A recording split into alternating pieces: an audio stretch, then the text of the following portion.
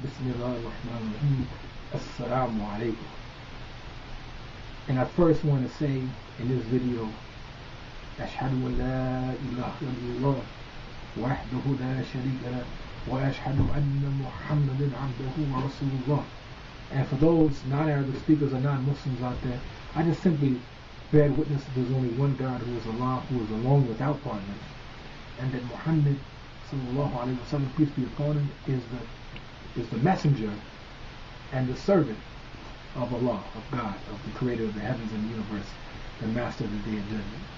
And the reason I open with this statement is I am someone born in America, born to a family of Irish lineage in this great land of America that we all love so much.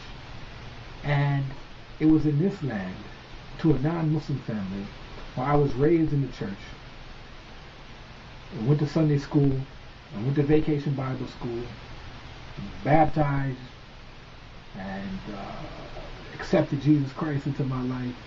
It was in this land that at the age of 17, that the creator of the heavens and universe guided me to Al-Islam. And I got to feel very special about that.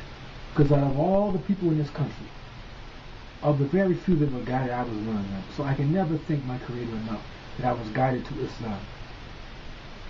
And the reason I'm saying that is this. There's a book out now.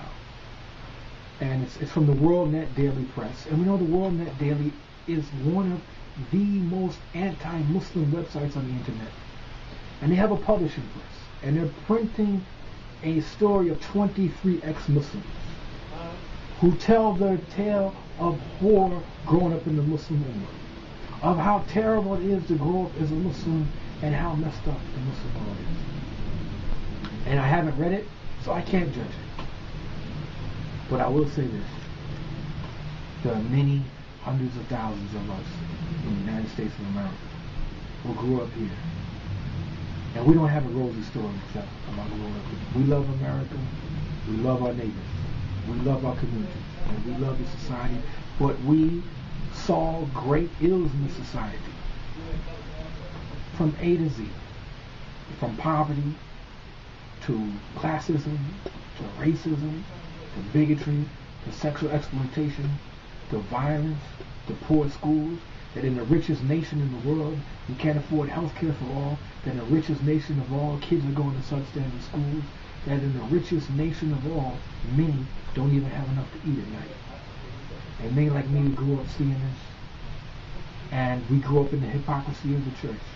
You know, I love many of my good Christian fellow citizens here, and a lot of them do great work in the community, but unfortunately I grew up in a very racist church that I saw this was the white church and this was the black church.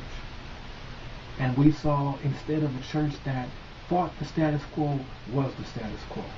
So just as you have books that can tell tales of 23 who left Islam, we can make a book of 23,000 who entered Islam. Assalamu alaikum.